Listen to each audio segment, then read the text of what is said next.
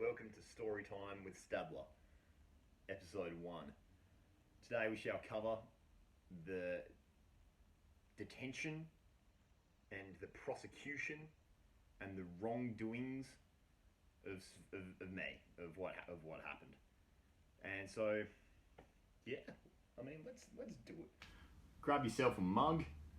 I've got my Goats on the Roof mug that was proudly given to me by my friend Gavilar, whose birthday is today. So happy birthday, Gavilar. This story time's for you.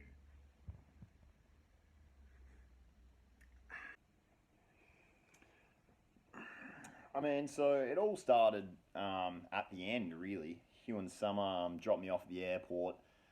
And my time going through the Vancouver to San Francisco flight was not too bad. I had a run-in with the revolving door as soon as I got out of the car, which Hugh and Summer had a laugh at.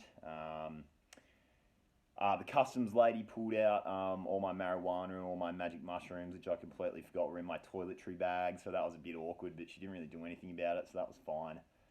But other than those two slight mishaps and maybe drinking a couple too many beers at the airport, it was all good. The first leg of the flight was really good. I was pretty happy with it. Got my COVID test. It was all negative. Life is good. Yeah, so I get to San Francisco airport.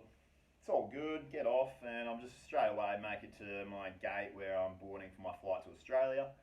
And I'm giving them all my documents. Here's my travel declaration, passport, bloody boarding pass, and COVID test.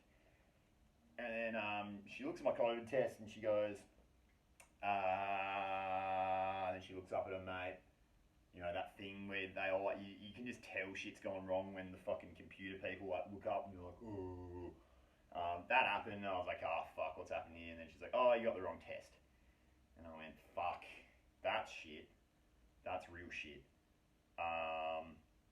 Yeah, right, what does that mean? And then she was like, well, look, I'll just give Australia a call. I'll just call fucking Australia and maybe they can let you in. And I was like, okay, cool, you just do that, you do that. I'll just sit over here and fucking think about killing myself for the next hour while you just sit there and do whatever the fuck you do. So I'm stressing out, I might not get on the plane. Usually I like to think I'm a cool guy, but in this instance I was anything but cool. I was stressing out, I was pulling my hair, I was fucking, angry. So I realised that, and so I go find my own little private nook in the airport where I can just go and I can just stress out by myself. I do some deep breathing, all that kind of gay shit, some positive manifestation. And I sit down on this plastic chair and put my bags down. I just kind of brood there for a while. And remember the plastic chair. The plastic chair is very important. But anyway, sitting there just fucking wigging out for my life until I was called back. The manager, they got the big dog manager out. He came up to the stand and I was eventually called back to the boarding gate. So yeah, he calls me up, and I'm stressed out, but I'm like, whatever, it is what it is. I go up and the manager just simply goes, yeah, you can't, it's not happening, mate. You can't get on the flight. You've got the wrong test. Fuck you. And that didn't feel great. That really didn't feel very good to receive that news. That I've just paid $6,000 for a flight, and then now I've fucked it up, and I actually can't get home. Didn't feel great. So I was a little bit peeved. So I was walking back to my little private nook that I had there. He told me the news. I was like, fuck you, whatever, mate. Walked back to my private nook, and remember that chair that I mentioned before? It was slightly in my way to get to my bag. So me being the fucking sick legend, tough guy that I am, instead of just moving the chair, I'd fucking kick it out of the way like a fucking legend and split it in half because I'm very angry. So the chair is split in half, it's broken. I don't give a fuck because I'm angry. I'm like, whatever, it's a chair. I sit down and I'm fucking hands and heads. I'm like, shit, I'm not going home. I've fucked it up. I've really fucked it up this time. Yeah, anywho, so I've kicked this chair, and then I hear over the loudspeaker, Mr. Stadler, could you please come back to the desk? And I go, sick. All right, I'll come back to the desk. Whatever. It comes up, and the big dog manager, comes up and he goes, "Now, mate, I want to help you out. I really do. I want to see you get home, but you can't go throwing shit around in the airport. That's not really on." And I go, "Yeah, I didn't throw anything. I just kicked it like a fucking legend." Anyway, he's like, "Yeah, I'm going to help you out. It's either you can go back to Vancouver now and just try again later, or you could maybe stay here tonight, and then maybe, just maybe, I could get you on tomorrow's flight." And I was like, "Well, fuck, that sounds really good. Both those options are really quite appetizing for me right now. Let me think about it. Fuck you." So I walked off, and I think, oh well, yeah, I was like, "Well, I'll just try for the flight tomorrow." So they gave me the hotel for the night, and I was like, "Sick, all right, I'll try tomorrow." But because obviously my flight was cancelled, I had to get my bags. I had to go get my bags because I weren't on the plane, obviously, so I would have to make the journey to go do that. So old love's like, "Yep, go get your bags. They'll be at carousel number 3. And then after that, you can go to the shuttle bus. That'll take you to the hotel." And I was like, "Cool. Where are all those things?" And then she started talking, and because I was still very angry and upset and stressed out and peeved at this point. So she was talking shit. She was like, "Yeah, it's carousel 3 up the stairs to the left." I wasn't really listening. And then so she's like, "All right, see ya." And I was like, "Fuck, all right, now I gotta go find all this shit." Eventually get to the baggage, and I'm like, "G'day, I've been told that you have my bags here." And they're like, "Yeah, cool, just give us your boarding pass for your previous flight." And I was like, "Oh, you mean the boarding pass I just gave to them and then they took it because it's done?" And they're like, "Yeah, that boarding pass." I was like, "Oh, okay, cool, I'll just go back to the flight thing there, and I'll get the boarding pass. That's an easy fix. That's cool." And now I remember that it's actually like 12 o'clock at night, so they're probably going to clock off soon. So I start frantically running through the airport. I've got my backpack on. I'm sweating bullets. I'm fucking running. I'm peeved. I'm angry. And I get to the desk and they're fucking gone. And I'm like, "Well, sick. Now I can't get my bags apparently. Cool." And then so I'm like, "Well, now fuck, my bag's gone forever. Maybe if I just show them my passport, they'll just give me my bags because they're my fucking bags. Give them to me, cunt."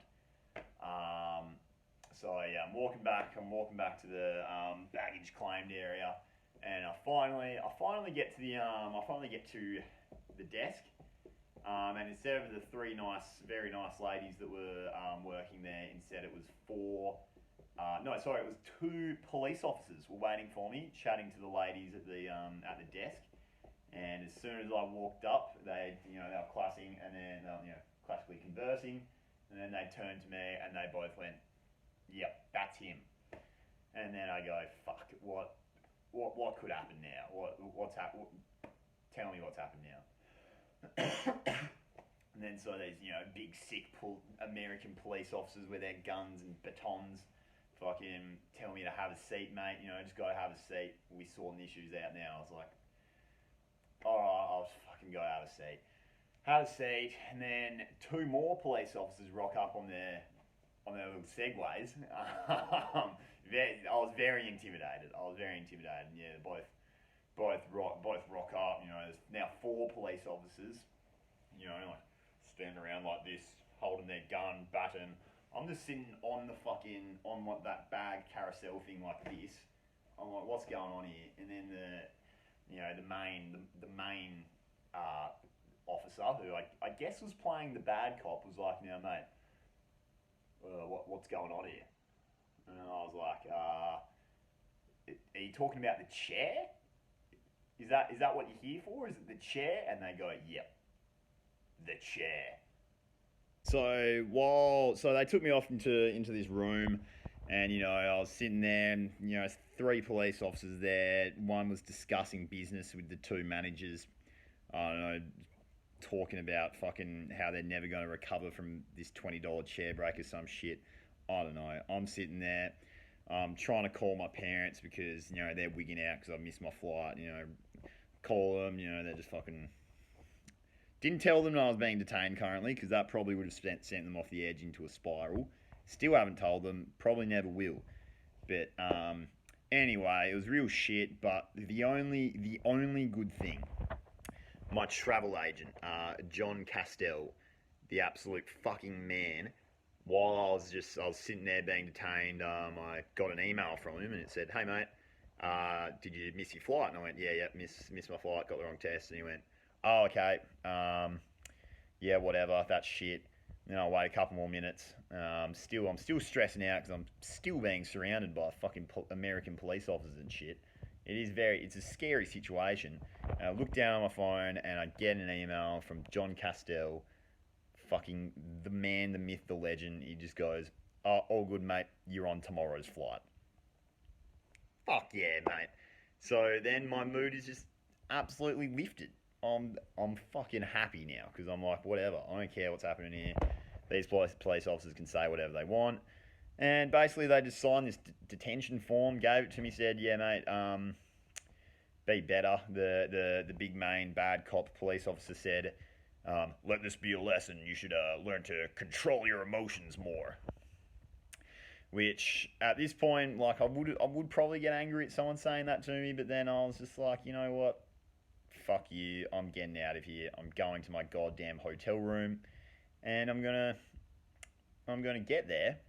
I'm gonna smoke a bunch of marijuana. I'm gonna have a stress wank. I'm gonna fall asleep. Then I'm gonna wake up and get on the flight the next day. So fuck you all. I'm out. Easy as that. So there was a bit of fuck around, there was a bit of carrying on, there was a bit of fucking tension, I was upset. But you know what, at the end of the day, I'm here now, and it's all worked out in the end. So what should we learn from this? I guess number one is to control my emotions. No, fuck that. Number one is John Castell, the flight agent, is a fucking absolute legend. If not for him, I'd be dead. Thank you, and fucking good night.